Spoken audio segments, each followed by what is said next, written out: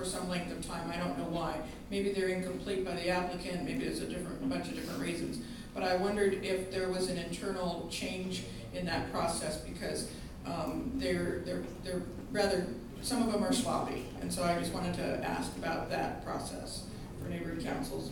The next item has to do with the CRA. I attended a meeting regarding expanding the CRA area for Pacoima, and which brings up the bullet train thing. They're very anxious for it over that way.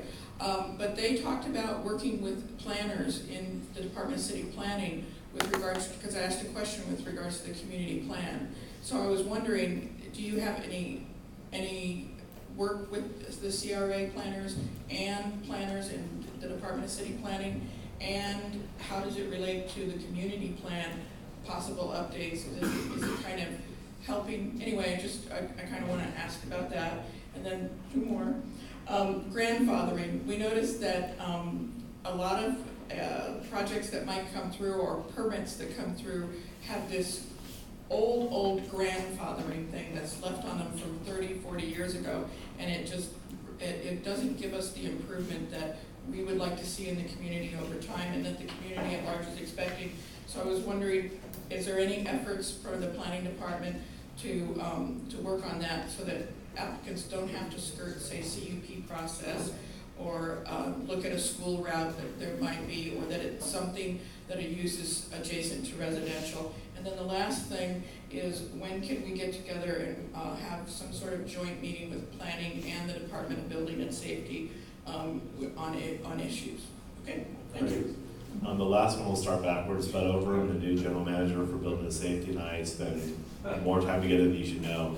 We're joined at the hip. And so that wouldn't be a problem. They're our enforcement agency, and I know a lot of the times when my staff comes out, they come back and go, gosh, we have building and safety, all their issues were about enforcement. But they do enforce our conditions. And so they are working with us vitally. I send my zone administrators on site visits with the inspectors so they can see how their written conditions in the field are actually played out. So they understand, okay, if I write this condition, here's the guy who goes out and enforces it and knocks on the door and gives them a fine he's going to be looking for. So that relationship has actually gotten a lot stronger. Same with CRA, Chris Essel. We just had lunch last week again. She's a good friend. We've been working really hard with her and her staff to make sure that the planning activities going on in the community are done in the planning department. There was a time where we weren't doing a lot of advanced planning in the planning department. That's changed, and CRA filled that vacuum, which is great, but if their plan has to fit within our community plan and within our general plan framework. If it doesn't really have any formal legality. So we have an issue when they go beyond kind of their scope, which has happened in the past, but also we have a lot of expiring CRA areas, and they have been working with our community planners in the Valley to address those. And so Dan Scott runs our Valley office. You can email him at dan.scott@lacity.org, and he can give you an update on what's going on in Pacoima specifically. I don't have the information with me. But Dan's one of our principal planners who runs that area, and he can put you in touch with what's going on there. The relationship with the update to community plans, since so many are, maybe I didn't ask it correctly, so many have been put on hold, is the CRA being helpful to, nudge them up when you're ready? Not yet. I mean, hopefully that would be, because especially Pacoima has a lot of money in their CRA account. I don't know if you've noticed, but it's millions and millions of dollars that they actually have tax increments set aside, and money that they could use if that's what the community wants and the CAC wants from that area to help fund some planning efforts. That's definitely one of the areas that CRA area is very vibrant in terms of funding. So I know we've talked to the councilman's office about that, connecting that with our community plan updates, but I don't have an exact schedule for you. I'm trying to remember your other questions. Case filings. There hasn't been a real change. The only thing we've changed is we're trying to get the staff to forward from our public counters. Most of our cases, we have 2 public counters, the Van Nuys and the Browdy Center. We have a public counter downtown in Figueroa, the One Stop Center. So all the applications come through those 2 units, and have them forwarded to the people, the planners working on the case within 10 days, rather than sometimes it took 30 days because of the volume of cases. The package from the neighborhood council is only as good as the applicant who provides it to us. We have a checklist they have to go through. Most visits to our public counter to file an application take about 4 or 5 different visits. The first one, they're just consulting with us.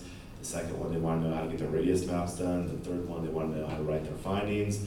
And the fourth one, they want to talk about what the fees are. So it takes about 4 or 5 visits to us, unfortunately, to get that done. So the date you might see in that original application compared to the date we deem it complete, where we say, okay, all the pieces are here, could be different because the applicant may fill that out, but then have to visit us a number of times until they get a complete application.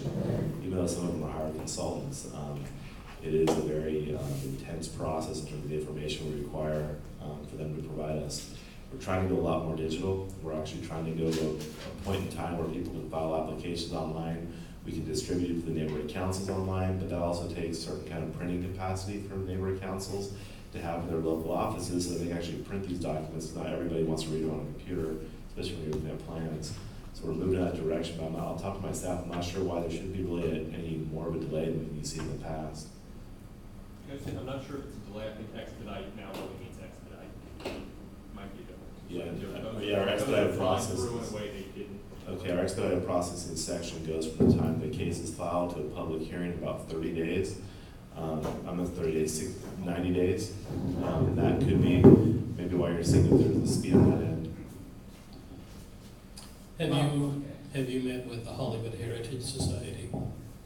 Informally, many of their members. I was with one of them actually the night before last. I met with 3 of the Hollywood neighborhood councils, and the gentleman from the Hollywood Heritage, I think their deputy director, was sitting there with us, but in general, I haven't met with their whole board, just a few of their individual members. I'll tell them to call you. No problem, I'd love to. There's an excessive amount of development taking place in the Watts community right now. And it appears, or the community kind of feels like the only somebody that planning or anybody is meeting with is the individuals who live in and around, Jordan Downs. All the trips, all the activities seem to have been played and dealt with that small population. Yet all of the development that's taking place is going to have a major impact on that entire community. And that's just the beginning of the development. I recognize that this is a 10-year or more project, okay? I don't really see enough going on with planning and everybody else for the outreach of the rest of the community. You know, even though they recognize they're not very knowledgeable on planning issues, I think that at least the understanding of someone out of your department that can talk to them at the level in which they would understand. Yeah. Because their questions are very real, and I don't see them being answered. So I'm glad to know you were here today. I will go back to the meeting on Wednesday and say that I did voice some of their concerns about how they feel that 2/3 of the community is really being left out of that entire process, although they feel that it will massively impact them. So you're speaking specifically to the Jordan Downs project The itself? Jordan Downs project down to Alameda, the Alameda corridor, that whole process there. Okay. And it's just interesting to me as to how they do lay it out when they come to a neighborhood council meeting. Because it's like a cheerleading group of Jordan Downs people come to amen it, while the rest of the community really don't feel like they have any input whatsoever in it. And that process needs to stop. I think that it does you more harm than good because it's not building goodwill, so it needs to be more interactive with the entire community. That's a great point. If you'd like to give me some of the names of the community groups, I think it'd be good for us to actually have discussions with out there. That project's very early on in the planning stages, so I think it would be important, and we're actually having some issues with the annexation of the land around there. Yeah. There's some property owners that aren't participating, and other ones who Or not. yeah, want to, and so it's very preliminary, so it's a great time to get people engaged, and I want to hear from them now, not before 2 years from now when I'll get the in plans touch are with written. you. I'd love to, that'd be Because great. there's some things, and we've got a new guy that's over that office. A new person was voted in. They've got limited experience, so maybe in getting them involved with you guys now would be a good thing for the whole That'd be community. great. And we're actually working on the southeast LA and the South LA community plans. So to get, making sure that we're reaching out to the right groups is very important to us. Another reason to go to Watts Game Cast was Good point. And I committed No, to I Bill think Wise that's that I part will of go the there problem. too. I think that is a part of the problem. I was at a meeting last night where they were